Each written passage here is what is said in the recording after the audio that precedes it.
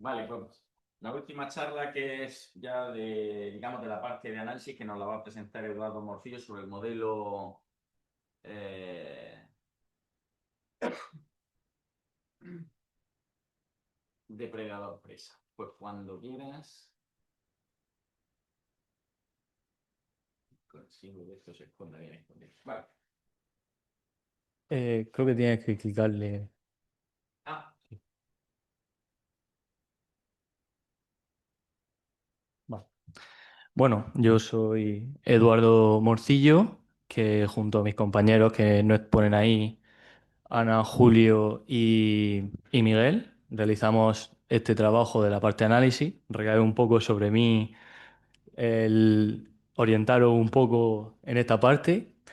Y nosotros teníamos claro que lo que queríamos modelar era una cadena de alimenticia depredador-presa, pero no queríamos una cadena con solo dos eslabones, que está muy visto, se ve de hecho en la propia asignatura. Queríamos un poquito más de complejidad.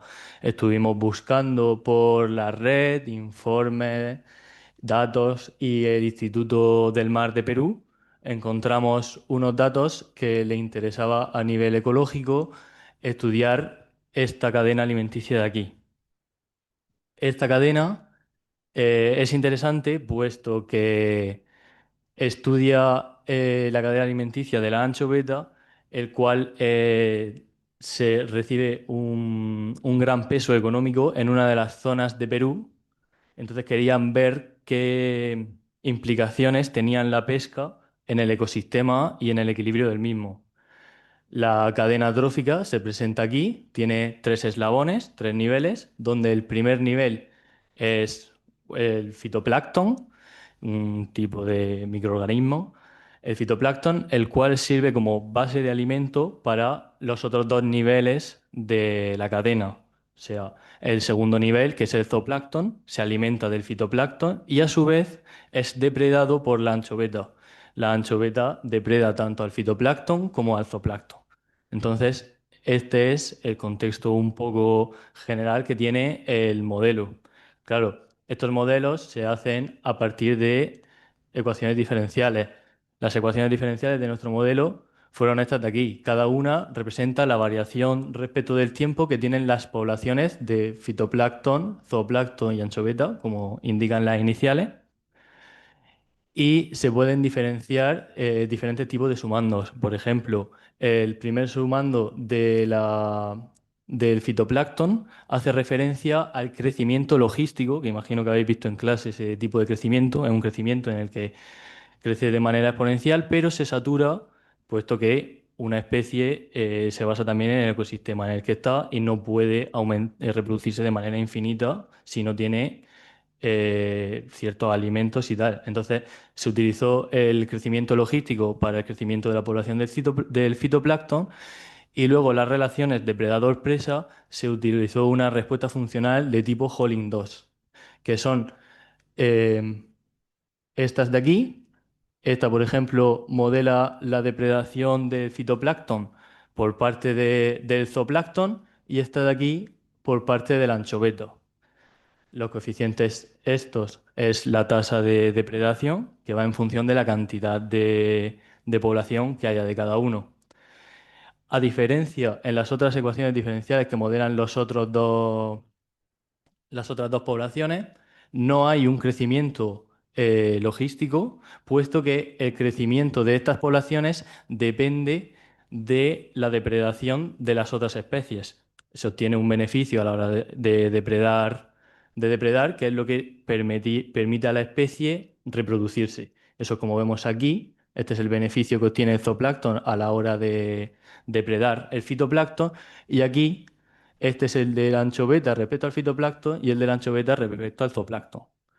Por último, destacan estos tres sumandos de aquí, que esta modela la mortalidad natural, por así decirlo. Estos son las tasas de mortalidad. Si no te depredan, tampoco vives infinitamente. O también tienen en cuenta depredación por otros animales que no estén dentro de este modelo. Como decía, Esto tenía gran interés para el Instituto del Mar de Perú, puesto que le ayudaba a ver el equilibrio de la pesca de la anchoveta y cómo afectaba.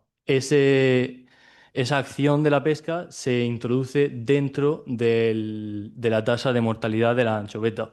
Es decir, si quisiéramos modelar cómo sería con una mayor cantidad de pesca, cómo esto afectaría al ecosistema, se aumentaría el mu3 este, que es la tasa de mortalidad. Vale, primero, puesto que es una asignatura de la Facultad de Matemáticas, no podemos ponernos a... Lo programamos, a ver qué sale, resultado y ya está. Primero se hace un estudio del sistema un poco más a nivel teórico. No voy a entrar en teoremas y tal, pero para que tengáis una idea de lo que se debe de ver y tal. Esto como modela un ecosistema, o sea, son poblaciones. Lo primero que se mira es la positividad de las funciones, que no pueden haber poblaciones negativas, obviamente, y propiamente que el modelo tenga solución y que estas soluciones sean únicas. Esto se hizo a partir de unos teoremas y unos resultados que aplicamos y funcionaban para nuestras ecuaciones. Y otra cosa que es importante ver es que la solución a largo plazo esté acotada, puesto que puede ser que tenga solución, pero que se dispare una población al infinito y eso tampoco tiene mucho sentido a nivel, sí, a nivel real.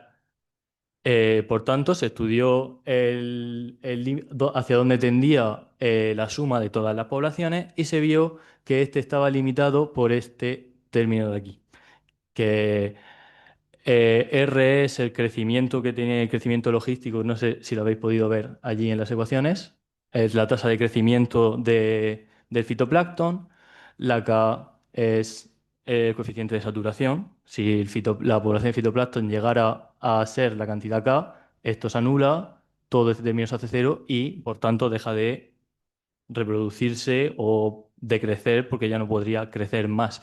Se vuelve a ser depredado y ya vuelve a crecer. Entonces, estos son los términos que aparecen aquí.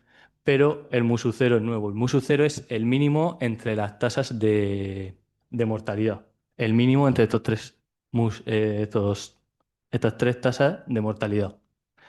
Vale, entonces ya tenemos que nuestro problema es positivo, o sea, tiene sentido, que tiene solución y que aparte está acotada, no se nos van a disparar los resultados. Lo siguiente a estudiar son los puntos de equilibrio. Los puntos de equilibrio son los puntos en los que ya las poblaciones dejan de variar y se llega a un equilibrio. Estos se resuelven haciendo que, como ya no varían las poblaciones, es porque las derivadas respecto del tiempo son cero entonces se resuelven estas ecuaciones de aquí obteniendo eh, estos estos 5 puntos de equilibrio. No están expresados enteros, en el trabajo sí lo expresamos enteros, pero son ecuaciones bastante largas. Eh, Se obtienen estos 5 puntos de equilibrio, donde, como es lógico, uno de los puntos de equilibrio es la extinción total, puesto que si todas las poblaciones hacen cero, es cero, extinción total ya no se pueden reproducir, ni depredar, ni nada. Desde el punto de vista ecológico, pues es el peor de los casos. También se da un punto de equilibrio en el que solo sobrevive el fitoplancton, un tercero en el que se extingue el zooplancton, pero el fitoplancton y la anchoveta sí mantienen un equilibrio en el que el fitoplancton crece de manera logística y la anchoveta lo depreda para subsistir. Y de igual manera que con la extinción del zooplancton también está la extinción de la anchoveta y el zooplancton se alimenta del fitoplancton. Por último, se obtiene el punto más interesante a nivel ecológico, que es en el que las tres poblaciones mantienen un cierto nivel y un equilibrio para poder convivir. Los puntos de equilibrio, como habréis visto en clase, pueden ser estables o inestables, que también se entiende como atractores o repulsores.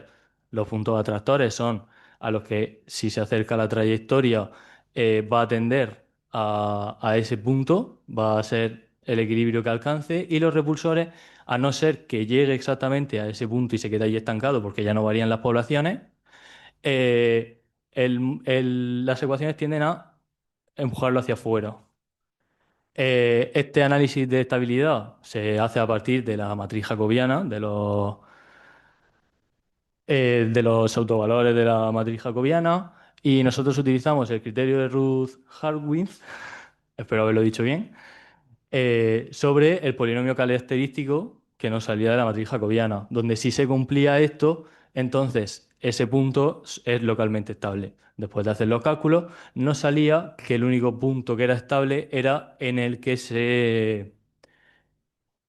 sobrevivían las tres especies, lo cual es un alivio, por lo menos desde el punto de vista ecológico.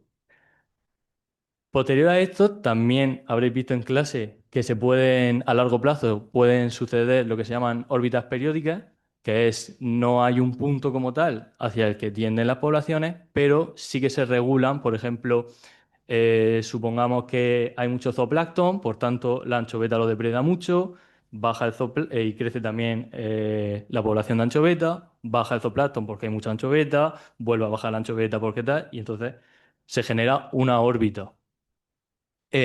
También estudiamos la posibilidad de que hubieran órbitas en este modelo. Mediante el criterio de Durand-Bendixson, vimos que no las habían, no existían órbitas. Este modelo, no este criterio, perdón, está pensado para un sistema bidimensional, pero el nuestro era de tres. Entonces lo que hicimos es, como las trayectorias no, perdón, las órbitas periódicas es a largo plazo, y nosotros sabíamos que a largo plazo nuestra población total estaba acotada. Lo que hicimos fue poner una de las poblaciones en función de las otras con esa igualdad, obteniendo así varios sistemas bidimensionales a los que aplicarle esto, donde vimos que no habían órbitas. Y por último, ya la parte más visual. El Instituto del Mar de Perú tenía unos ciertos datos que nos daban los valores iniciales y los coeficientes, la tasa de reproducción de fitoplancton, capacidad de carga, toda la tasa de depredación o ingestión, beneficios, contrastes de saturación y de mortalidad de los diferentes valores para que pudiéramos modelarlo y ver qué resultados se obtenía para estas condiciones iniciales, donde, bueno, estos valores se toman como toneladas. Y los resultados que obtuvimos fueron estos puntos de equilibrio, estos cuatro puntos de equilibrio, donde uno está la extinción total, uno en el que solo sobrevive el fitoplancton, la extinción de la anchoveta y el que nos gustaría que se diese, que es el del equilibrio entre las tres especies. A nivel teórico, hemos visto que nos salían cinco, uno en el que el zooplancton también se extinguía, pero para los parámetros que teníamos, ese no cumplía la norma de positividad, entonces no se daba. Y aquí tenemos una gráfica de las poblaciones respecto del tiempo. Como se puede ver, se alcanza a largo plazo el equilibrio justo en el punto en el que se calculó. A pesar de que se puede ver las oscilaciones, incluso aquí están muy cerca de extinguirse las tres especies, consiguen, como hemos visto que era un punto repulsor, consiguen volver a crecer hasta que llegan al punto de equilibrio. Esto se ve muy bien en esta gráfica tridimensional. Cada uno de los ejes es la población de fitoplancton, zooplancton y anchoveta. Aquí tenemos el punto inicial del que partimos y estos son los puntos inestables. Este es el de, si no me equivoco, el de la extinción total. Los otros dos. Vemos cómo la trayectoria que sigue el modelo, por cierto, este modelo lo hicimos a partir del método de Runge-Kutta. Hay muchas bibliotecas para poder hacer eso. Nosotros empleamos el método numérico de Runge-Kutta. Vemos cómo la trayectoria se aproxima a los puntos de equilibrio inestables, pero es repelida hasta que consigue alcanzar el punto de equilibrio. Para finalizar, como os he comentado antes, la, la pesca, la acción de la pesca va introducido de manera intrínseca en el MUSUC 3, que es la mortalidad de la anchoveta. Lo que hicimos fue, aquí se tenía que valía 0,25, entonces tomamos un valor más pequeño y otro valor más grande para ver cómo actuaban las poblaciones dependiendo de si se reducía la pesca de anchoveta eh, o se aumentaba, obteniendo estos resultados de aquí. Como podréis fijar, si se reduce la pesca de anchoveta, aunque parezca algo paradójico, le viene muy mal al zooplancton y prácticamente se queda en el equilibrio al borde de la extinción. Mientras que si se aumenta, tampoco hay mucha diferencia con la solución anterior obtenida. Y con esto concluiría nuestro trabajo. Es interesante ver cómo los modelos matemáticos pueden ayudar a ver cómo funcionan los ecosistemas y cómo el propio humano puede influir en ello para poder tomar mejores o por lo menos decisiones más convenientes para no dañar medios naturales como puede ser el mar de Perú. Y ya está.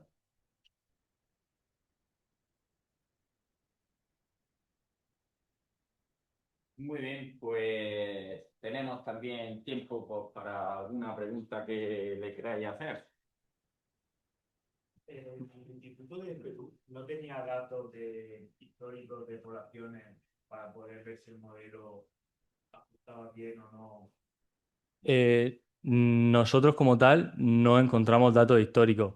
Encontramos los parámetros que nos daban, que ponía que lo habían sacado ellos a partir de investigaciones y de investigaciones a lo largo de los años de cómo funcionaban los ecosistemas, la cantidad de población que hay en cada momento y así como sacaron los coeficientes. Entonces, la verdad es que nosotros simplemente cogimos esos coeficientes de la información y aplicamos el modelo. ¿Alguna vez? Sí. Para la atención. ¿Sí? La cogiste y no la habéis tocado. No. Es llamativo porque en el fitoplancton Sí. tenemos un modelo logístico Ujú. y luego están metiendo la mortalidad como un término muy bueno por F. Pero realmente en el modelo logístico ya suele incluir la mortalidad. Ya viene intrínseca la mortalidad. Allá por sitios distintos la mortalidad. Y claro, eso, la R ya podría incluir la mortalidad y es lo que se suele hacer en el modelo logístico. También se incluye en la tasa de mortalidad como la depredación por otros animales que no están dentro del modelo. Entonces, no sé si sería por eso o... Por un lado, hay Ujú. un detalle que has dicho, el MU0 es el mínimo de los MU-SUI. Sí. Entonces, eso hace que a lo mejor puedas expresar el MU0 de una manera mucho más elegante que si Mm. metes el MU1 dentro de la R. Claro, y entonces se complica más a la hora de sacar el máximo. Sí, puede ser. ¿Sabes? Lo que sí que te cambia es la interpretación de la constante. Nosotros, por ejemplo, hablábamos de la R como de la tasa de crecimiento y aquí he visto que lo han llamado la tasa de reproducción. Y tiene una Sí. interpretación sutilmente distinta. Ah. Al haber sacado la MU1, la mortalidad por otro lado. Ujú. Pues ya está. No- ¿Cosilla más? ¿Una observación más? ¿No? Bueno, pues quiero agradecer a todos los participantes que hayan accedido porque, bueno, esto al final les lleva a su tiempo, les lleva a sus horas preparado y tal. Lo hacen altruistamente porque no le hemos dado ni una perra. Entonces, pues es muy de agradecer que hayan accedido a ello y, bueno, lo agradecemos con el último aplauso. Y,